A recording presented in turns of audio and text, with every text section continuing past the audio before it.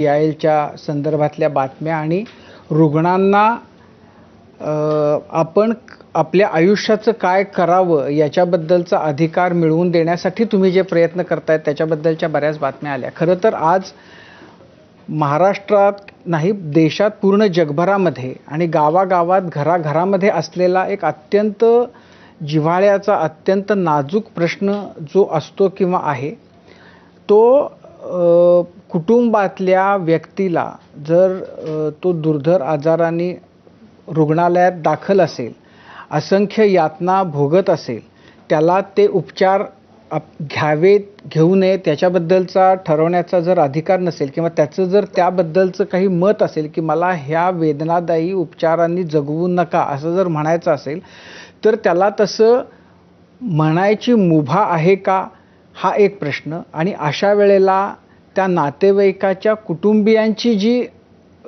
अस्वस्थता घुसमट होते, म्हणजे आपल्या माणसाबद्दल वाटणारं प्रेम, त्याच्याबद्दलची आत्मीयता हा एकीकडं आणि व्हेंटिलेटरवरनं काढलं की त्याचा मृत्यू होणार तर तो आपण द्यायचा का हा त्यातनं निर्माण होणारा नैतिक प्रश्न. अशामध्ये खरं तर अशी कुटुंब खूप त्यात भरडली जाताना आपण पाहतो. तर या सगळ्या पार्श्वभूमीवर हे जे तुम्ही आत्ता इच्छा मृत्यूपत्र काय आपण म्हणतो त्याला, इच्छा मृत्यूपत्र बरोबर आहे ना? मी त्याला दिलेलं नाव जे आहे ते म्हणजे पूर्ण विरामाचं इच्छापत्र असं मी त्याला दिलेलं नाव आहे. त्यामुळे मृत्यूपेक्षा पूर्ण विरामाचं, आणि तो चांगला पूर्ण विरामामध्ये फार पॉझिटिव्ह काहीतरी त्यातून भाव येतो. तर हे पूर्ण विरामाचं इच्छापत्र ही जी संकल्पना आहे याचा देशातल्या किंवा हा कार्यक्रम पाहत असलेल्या लाखो लोकांसाठी त्याचा काय कसा उपयोग होणार आहे हे आम्हाला तुमच्याकडून सुरुवातीला जाणून घ्यायचं आहे. सर्वप्रथम एबीपी माझा आपण मला कट्ट्यावरती बोलवलं त्याबद्दल आपले अनेक आभार. आणि ही जी सगळी चळवळ उभी करण्याचा जो प्रयत्न करतोय, मला असं वाटतं की एबीपी माझा आणि कट्टा ह्या दोन्ही कार्यक्रमातून त्याला एक खूप मोठं योगदान मिळेल. कारण तुमच्यामुळे हा जो काय मेसेज आहे हा कितीतरी तुम्ही म्हणालात तसं शेकडो हजारो लाखो लोकांपर्यंत पोचेल.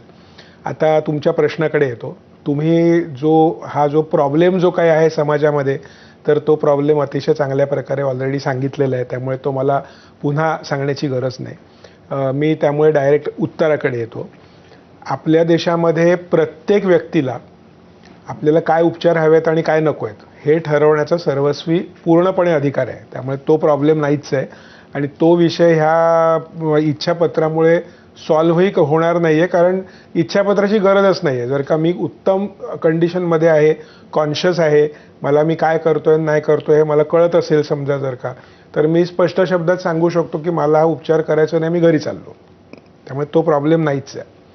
पण वस्तुस्थिती अशी आहे की आपण ज्या वेळेला अशा परिस्थितीमध्ये असतो, वयामुळे म्हणा, अल्झायमर्ससारख्या आजारामुळे म्हणा, किंवा आजारच इतका दुर्धर असतो की जिथे आपण आपली स्वतःची शुद्ध हरपून बसतो, मग त्यावेळेला हा निर्णय कोण घेणार, तर त्यावेळेला हा निर्णय नातेवाईक घेणार.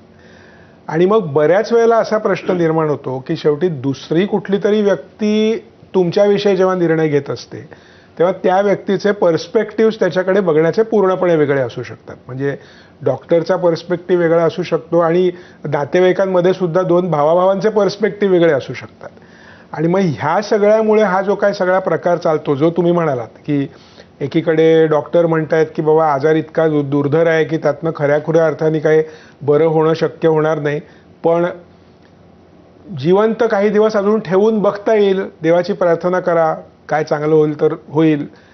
त्यामुळे थोडक्यात म्हणजे उत्तम हल्लीच्या असलेल्या मेडिकल टेक्नॉलॉजीजमुळे तुम्ही माणसाला जिवंत ठेवता आहात का तुम्ही माणसाचा मृत्यू नाहक लांबवत आहात हे ठरवणं कठीण होत जातं. आणि मग त्यावेळेला नेमकं काय करायचं हा प्रश्न येतो. आता कॉमनली काय होतं, कॉमनली लोक असं म्हणतात की अच्छा असं सगळं आहे का, जाऊ दे, मग तुम्ही त्यांचा व्हेंटिलेटर वगैरे हटवून टाका, बरोबर आहे, पण तुम्ही त्यांना हॉस्पिटलमध्ये ठेवा. आता प्रश्न असा आहे की हॉस्पिटल किंवा डॉक्टर, आणि मी स्वतः एक डॉक्टर आहे प्रॅक्टिसिंग, त्यामुळे मला ह्याची कल्पना आहे की आमचं कोड ऑफ मेडिकल एथिक्स सुद्धा जे म्हणतं की बाबा ह्या गोष्टी तुम्ही करू शकत नाही. त्यामुळे डॉक्टर म्हणतो की बाबा तुम्ही जे म्हणता ते मी करू शकत नाही, कारण माझ्यावरही काही कायदेशीर आणि नैतिक बंधन आहेत, त्यामुळे मला ते चालू ठेवावं लागणार. हां, तुम्हाला घरी घेऊन जायचं तर तुम्ही घरी घेऊन जा, तो प्रॉब्लेम नाही आहे, पण मग नातेवाईकांसमोर पुढचे जे प्रश्न असतात ते असे असतात की घरी घेऊन जाणार, आज एखाद्या माणसाला ऊर्ध्व लागलेला आहे, श्वास लागलेला आहे, त्याला घरी घेऊन कसं जाणार, घरी त्याचं कसं काय मॅनेज करणार, त्यांचं दुःख कष्ट आम्ही कसं काय पाहणार, किंवा अगदी प्रॅक्टिकल प्रश्न की मृत्यू झाला तर डेथ सर्टिफिकेट कोण देणार.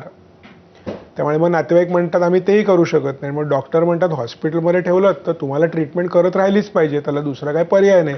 आणि मग त्याला अनेक इतर कंगोरे हॉस्पिटल नाहक बिलं वाढवण्यासाठी करतायत का, मेडिक्लेम आहे म्हणून का, हे सगळे अजून त्याच्या पुढचे दुय्यम भाग झाले. थोडक्यात सांगण्याचा विषय असा की ही अशी वस्तुस्थिती असल्यामुळे जर का ह्या वस्तुस्थितीत आपल्याला भरडले जाऊ नये असं वाटत असेल तर या सगळ्याला सर्वात चांगला उपाय म्हणजे स्वतःचं इच्छापत्र लिहून ठेवणं, की ज्या इच्छापत्रामध्ये तुम्ही हे नमूद करता किंवा अमुक अमुक अमुक प्रकारच्या ट्रीटमेंट्स आणि अमुक अमुक पर्यंत मला देण्यात याव्यात, त्याच्यानंतर मला त्या देण्यात येऊ नयेत. त्यामुळे ते जर केलं तर आपण आपल्या नातेवाईकांवरचाही निर्णय घेण्याचा भार कमी करतो. डॉक्टरांना कुठेतरी एक कॉन्फिडन्स येतो की बाबा ह्या माणसानीच स्वतः लिहून ठेवलंय म्हटल्यानंतर त्याच्यात मग डिस्प्यूट होण्याचा काही प्रश्न नाही. कारण हाही एक प्रकार खूप कॉमनली होतो. एक भाऊ म्हणतो की आम्हाला काही करायचं नाही, मग दुसरं त्याचा भाऊ किंवा बहीण कुठून तरी अमेरिका इंग्लंडवरनं उगवतात 5-6 दिवसानंतर. मग ते तर म्हणतात की आमच्याकडे तर असे लोक अगदी 5 दिवसात टुणटुणीत होऊन घरी जातात. म्हणजे आता मग तोही प्रश्न येतो की कुठल्या नातेवाईकाचं ऐकायचं, 2 मुलं असली तर ह्याचं ऐकायचं का त्याचं ऐकायचं. म्हणजे हे सगळे प्रॅक्टिकल प्रश्न जे येतात डे टू डे लाईफमध्ये त्यांच्यावरचं सोल्युशन म्हणजे स्वतःच लिहून ठेवणं. आणि म्हणून त्या वैद्यकीय इच्छापत्र किंवा पूर्णविरामाचं इच्छापत्र हे महत्त्वाचं. आणि सर्वात चांगली गोष्ट अशी की सुप्रीम कोर्टाने आपल्याला हा आता निर्णय दिलेला आहे आणि आत्ताच 2022मध्ये पुन्हा त्याचा एकदा पुनरावलोकन करून आवश्यक असणाऱ्या सगळ्या स्टेप्स ज्या होत्या त्या त्यांनी सोप्या केलेल्या आहेत.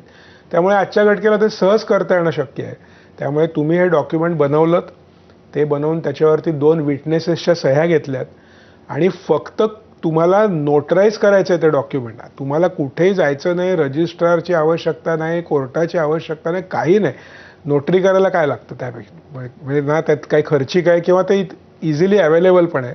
त्यामुळे इतक्या गोष्टी करून तुम्ही हा विषय संपवू शकता, इतकं ते सहज साध्य आहे. त्यामुळे माझं असं म्हणणं